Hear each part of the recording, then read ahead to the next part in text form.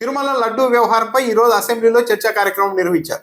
అయితే ఈ చర్చలో అసలు విషయాన్ని పక్కన పెట్టేసి తెలుగుదేశం పార్టీ ఎమ్మెల్యేలు వైఎస్ఆర్ కాంగ్రెస్ పార్టీని, జగన్మోహన్ రెడ్డిని దూషించడం ఎలా, వాళ్ళ మీద నిందలు వేయడం ఎలా అన్నదానికే పరిమితమయ్యారు.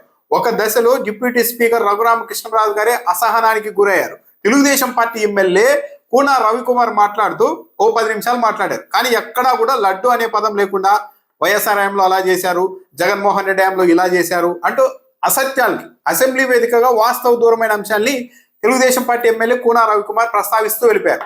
కొద్ది వరకు చూసిన రఘురామకృష్ణరాజు గారికి సహనం కోల్పోయి, మీరు 10 నిమిషాలు అయింది మాట్లాడబట్టి లడ్డు అనే పదం మీ నోటి గురించి రాలేదు, ఈరోజు చర్చ నడుస్తున్నది లడ్డు మీద, కానీ మీరు లడ్డు అన్న పదం కూడా మీ నోటి నుంచి రాలేదు, 75 నిమిషాల సమయం ఉంది, మీరు ఇలా మాట్లాడితే ఎలా అంటూ అసహనం వ్యక్తం చేశారు. రవికుమార్ గారు ఇప్పటికి 10 నిమిషాలు అయింది, లడ్డు అనే పదం మీ దగ్గర నుంచి రాలా అంటే నేను అధ్యక్ష మీరు ఇంటర్వెన్షన్ కాకపోతే ఐ విల్ ఫినిష్. చెప్పా అధ్యక్ష మీరు ఉన్నదే kindly allow me.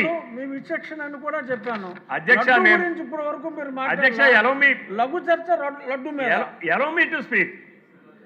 అధ్యక్ష నేను ముందే అంటే కూన రవికుమార్ లడ్డు మీద చర్చ కార్యక్రమం పెడితే లడ్డు అన్న పదాన్ని వాడకపోవడానికి గమనించిన డిప్యూటీ స్పీకర్ రఘురామకృష్ణరాజు గారి అసహనం వ్యక్తం చేసి వారించే పరిస్థితి వచ్చింది.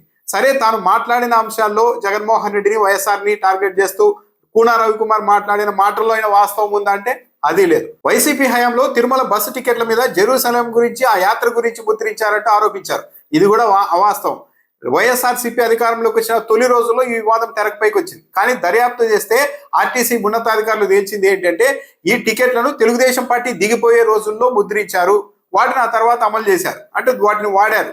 అంటే ఇంత రచ్చ అవుతుందని గమనించలేక, అంటే తెలుగుదేశం పార్టీ హయాంలో కూడా ఇలా ఇతర మతాలకు సంబంధించిన యాత్రలు, తీర్థయాత్రలకు సంబంధించిన అంశాలను తిరుమల టికెట్ల మీద తెలుగుదేశం పార్టీ హయాంలో కూడా ముద్రించడంతో పాటు వాటిని వినియోగించారు అని కూడా అప్పట్లో అధికారులు తేల్చారు. కానీ దీనికి వైసీపీకి సంబంధం లేకపోయినా సరే జగన్మోహన్ రెడ్డి ఏదో దగ్గర నుండి ముద్రించి అక్కడ ప్రచారం చేయించారు అన్నట్టుగా ఒక పచ్చి అబద్ధం ప్రచారం చేశారు. నిజాలు తెలిసిన తర్వాత మౌనంగా అయిపోయారు. కానీ ఈ రోజు మళ్ళీ అసెంబ్లీలో కూన రవికుమార్ గారు ప్రస్తావిస్తున్నారు. అన్నిటికంటే దిగ్భ్రాంతికరమైన అంశం ఏంటంటే తెలుగు ప్రజలు, రాష్ట్ర ప్రజలు తమను అధికార పార్టీ ఎంత వెర్రి వాళ్ళగా అనుకుంటుందో ఈరోజు మరోసారి నిరూపించారు కూన రవికుమార్ గారు. మళ్ళీ తిరుమల 2 కొండలు 7 కొండలు అంటే అంశాన్ని ప్రస్తావిస్తూ వైఎస్ఆర్ తిరుమలని 2 కొండలు అంటూ జీవో ఇచ్చారు. దాంతో ఆ రోజు తెలుగుదేశం పార్టీ, చంద్రబాబు నాయుడు గారు పెద్ద ఎత్తున పోరాటం చేస్తే ఆ తరువాత లేదు తిరుమల 7 కొండలు అంటూ వైఎస్ఆర్ జీవో ఇచ్చారు అంటూ కూన రవికుమార్ చెప్తున్నారు. ఇది ఒక అవాస్తవం. తిరుమలలో ఇప్పుడు స్వామివారు ఉన్న తిరుమలలో కూడా పంచాయతీ ఎన్నికలు నిర్వహించాలని తెలుగుదేశం పార్టీ నాయకుడు జయచంద్ర కోర్టుకు వెళ్లారు. దానికి రాష్ట్ర ప్రభుత్వం అంగీకరించలేదు. తిరుమలలో కూడా పంచాయతీ ఎన్నికలు పెడితే అక్కడ ఆధ్యాత్మిక వాతావరణం దెబ్బతింటుంది, రాజకీయాలు ఎంటర్ అవుతాయి, మేము ఒప్పుకోము అంటే అప్పుడు తెలుగుదేశం పార్టీ నాయకుడు జయచంద్ర నాయుడు హైకోర్టులో ఏం చేశారో తెలుసా? బ్రిటిష్ హయాంలో ఇచ్చిన జీవోల్ని తీసుకెళ్లి చూపించారు. బ్రిటిష్ హయాంలో తిరుమల అన్నది 2 కొండల పరిధిగానే నిర్ధారిస్తూ ఈ ప్రాంతాన్ని తిరుమలగా నిర్ధారించారు. కానీ శ్రీవారి ఆలయం అన్నది బ్రిటిష్ వాళ్ళు ఇచ్చిన జీవో పరిధిలో లేదు. ఈ ఆలయం అన్నది ఇంకో కొండ మీద ఉంది.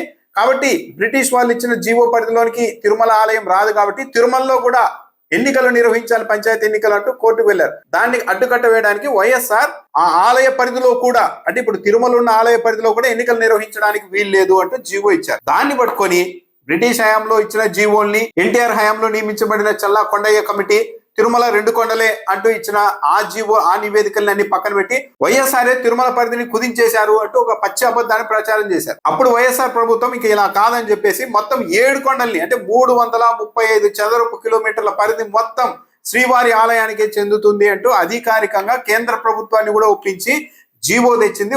ఈరోజు కూన రవికుమార్ గారు రాజశేఖర రెడ్డి 2 కొండలే అంటూ తెచ్చిన జీవోల్ని రద్దు చేసే వరకు పోరాడతామని చంద్రబాబు నాయుడు గారు చెప్పారు అంటూ మాట్లాడారు. అది కాదు. వైఎస్ రాజశేఖర రెడ్డి జీవో 747, 746 ఈ 2 ఏంటి తిరుమల పరిధిని నిర్ణయించడంతో పాటు తిరుమలలో అన్యమత ప్రచారం చేయడానికి వీల్లేదంటూ తెచ్చిన ఈ 2 జీవోల్ని మేము అధికారంలోకి వచ్చిన తర్వాత రద్దు చేస్తాం, క్రైస్తవులు ఏ గుడి దగ్గర అయినా సరే మత ప్రచారం చేసుకునేలాగా వెసులుబాటు ఇస్తాం అంటూ జీవో పేర్లను జీవో 746, 747 ని మేము రద్దు చేస్తామని 2009 అసెంబ్లీ ఎన్నికల సమయంలో గుంటూరులో క్రైస్తవ సభలో చంద్రబాబు నాయుడు గారే హామీ ఇచ్చారు.